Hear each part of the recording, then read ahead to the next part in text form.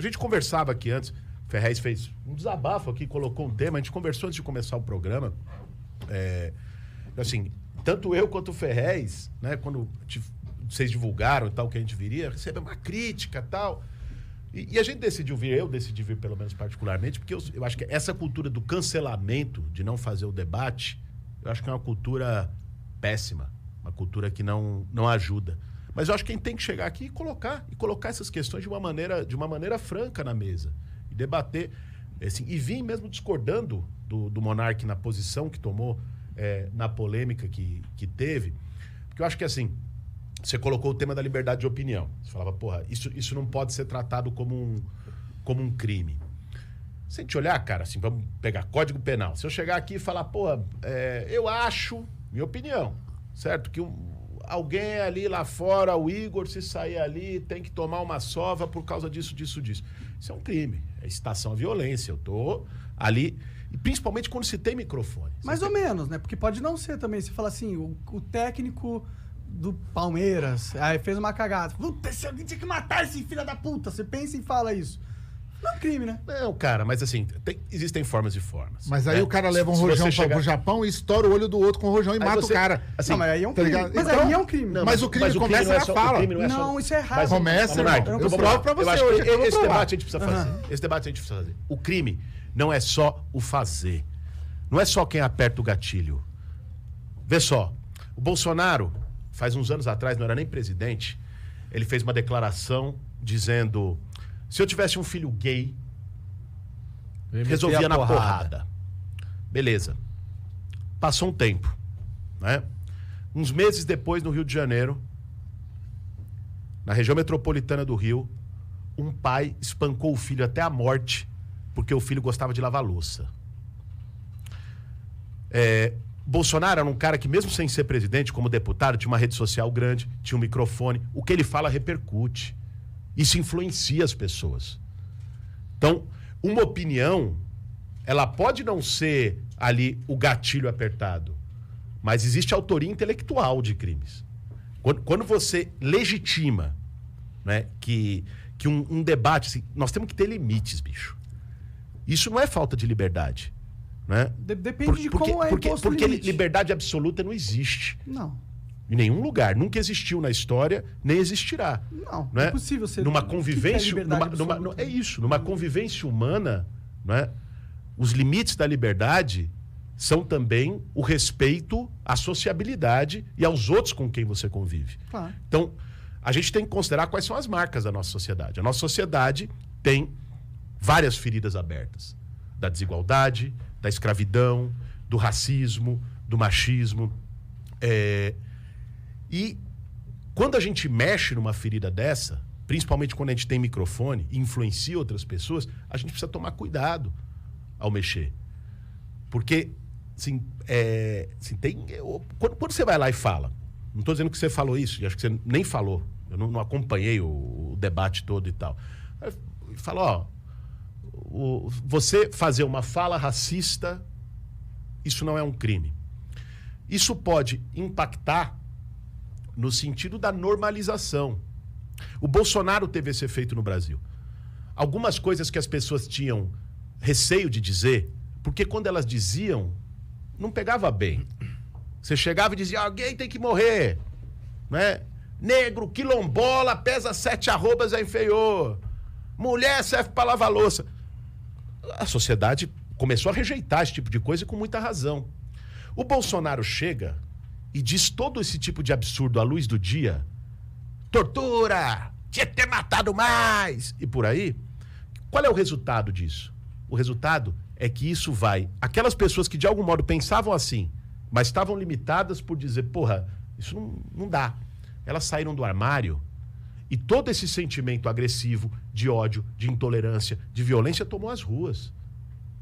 Essa situação conflagrada que a gente vive no Brasil hoje. É difícil fazer essa conexão, na minha opinião. Por quê? Então, porque é muito simplista. Então eu vou te perguntar uma coisa. O que a gente fez aqui no começo do programa? Em que sentido? Conversar? A gente fez uma propaganda. Ah, sim. Você estimulou as pessoas a comprarem. Claro. Porque você acredita que as pessoas seguem você e falam, puta, esse cara falou um bagulho legal, eu vou nessa. Mais ou menos. Eu acredito que o fato de eu falar sobre algo e as pessoas perceberem ouvirem, vai causar uma decisão interna onde ela vai falar se ela gosta da ideia que eu propus para ela ou não. Se ela gostar, ela pode ir um pouco mais a fundo e comprar. Pronto, você respondeu. Sim, eu entendo. Mas aí que tá. Eu entendo que falas podem ser nocivas para o ecossistema do social das pessoas. Concordo plenamente que pode ser nocivo. O que eu não concordo é a gente passar leis para diminuir esse problema, entendeu? Por quê eu não concordo? A partir do momento que você põe uma lei e você dá esse poder ao Ministério Público ou a um presidente decidir o que pode ser dito ou não, ou seja, você começa a colocar regras no que pode ser dito ou não, você abre margem para interpretação, para quem estiver no poder, começar a tirar a voz de inimigos políticos, a voz de grupos minoritários sem força. Mas entendeu? isso já existe, Monark. Eu concordo que isso já existe. Mas aumentar a força disso não é a solução. Cara, sabe onde está a curva? Desculpa, sabe onde está a curva da sua defesa? A curva está o seguinte, ó. Você está dando um argumento que serviria para as pessoas que precisam. Mas quando você dá esse argumento, ele serve a quem não precisa. Tá ligado? É só discernir, ó. Eu fui preso por apologia ao crime, porque eu escrevi um artigo para a Folha de São Paulo por causa daquela coisa do Rolex, que foi roubado, e eu pus a minha posição em um conto. Ou seja, um conto é uma ficção. Eu inventei um personagem que foi lá e roubou o Rolex, vendeu e comprou uma casa. É uma ficção, beleza? Mas eu fui preso por apologia ao crime. Sabe eu acho isso errado. Então, mas sabe por quê? Então, mas aí o seu ponto de vista está certo. Porque é o seguinte, eu fui preso pelo lugar de fala que eu tenho. Se fosse um escritor da Vila Madalena, não era preso. Porque o lugar de fala dele não é perigoso pro Estado. Então, quando você vira a chave do Estado, tá ligado? Aí você é o opressor. Só que quando você abre esse discurso, ele passa pro opressor, tá ligado? Então, tá tendo um som, na minha opinião, claro, veja só, não é absoluta de forma nenhuma. Existe, pra mim, a verdade e a verdade, tá ligado? Não é a minha. Mas é só uma questão, assim, de você afinar o discurso. Falar, ó, gente, é até aqui. Porque pra população oprimida, essas leis que você fala, elas existem. Para a população privilegiada não existe lei, irmão. Total. O cara, quando você fala da arma, o cara tem que andar. Todo cara rico que eu conheço anda armado. O cara caminha com a pistolinha, uma mini pistola aqui, na mão. Porque cabe na mão. Então ele caminha, não precisa pôr no short, não faz peso, ele caminha. Entendeu? Sim. Porque o rico pode. Se ele for parado, ele vai falar: não, foi juiz tal que autenticou. Ah, juiz tal estudou comigo. Olha, meu pai... Então, tudo tem uma coligação. Se o policial, o PM, desinformado, alguns PM desinformados, deixar claro, porque, né, no outro dia, os caras falam que eu tô falando todos.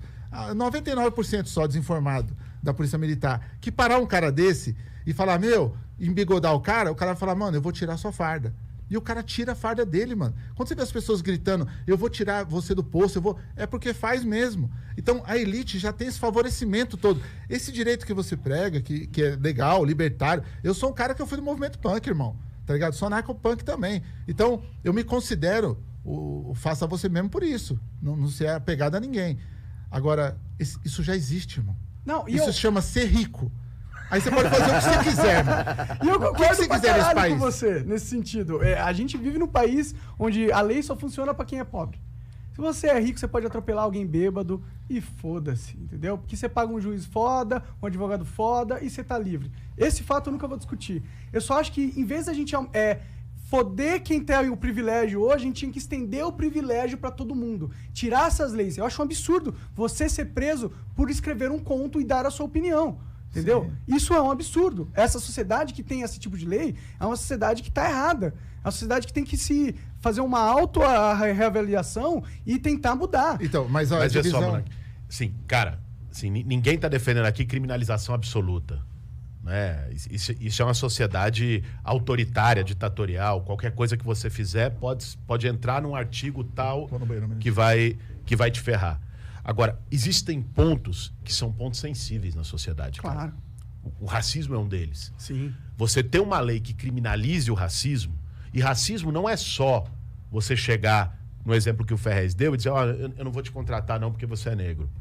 Racismo não é só uma ação, por exemplo, de uma força de segurança que trata diferente uma mulher negra lá no fundão de Parelheiros, que teve o pescoço pisado no ano passado, não é?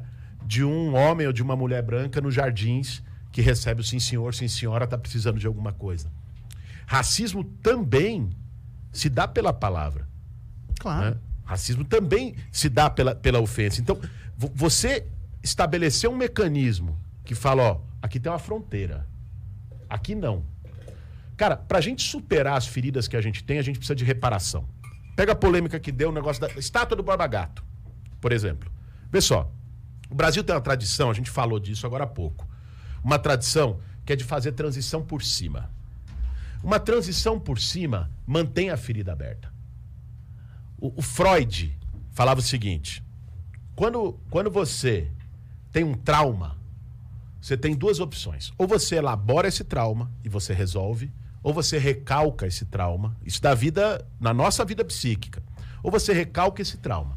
Beleza, você vai seguir. Só que esse trauma que você reprimiu, que você recalcou, ele vai voltar. Ele vai voltar como um sintoma, ele vai continuar te atormentando. Na vida das sociedades também é assim. Se a gente recalca e não resolve uma ferida histórica, ela volta. Com a escravidão no Brasil, é isso. Ela foi recalcada, ela não foi elaborada. E o que é elaborar? Elaborar é você fazer uma memória histórica, é você fazer reparação. Né? Uma lei antirracista é uma lei de reparação. Eu sou total a favor de uma lei antirracista, por exemplo, no caso de você ter um crime, por exemplo, alguém bateu em alguém na rua.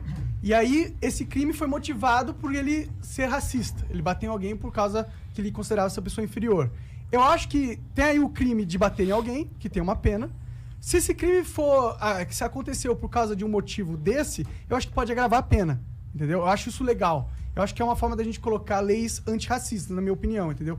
O que eu tenho medo é da gente começar a criminalizar a fala. Não porque eu não acho que seja nocivo, que existam falas nocivas. Eu concordo, existem muitas falas nocivas. Mas é que eu acredito no mundo... É que a alternativa é pior. É que a alternativa é pior. Mas, cara, se você chegar e dizer negro é inferior, negro tem que morrer, você acha que você deve falar isso de boa? Isso não é um crime? Isso não é problema nenhum? Olha, eu acho que as pessoas vão me bater aqui, entendeu? Mas eu acredito que você tem o direito de ser um ignorante, um retardado mental, um imbecil, uma pessoa má. E eu prefiro que você fale que você é... Do que você pensar e agir. E agir. E aí você é o cara escondido que sai à noite pra fazer merda. Mas o que você fala tem impacto sobre a ação, cara. Mas eu sei que você fala impacta a ação da sociedade. Eu concordo que impacta. Eu só tenho medo da solução.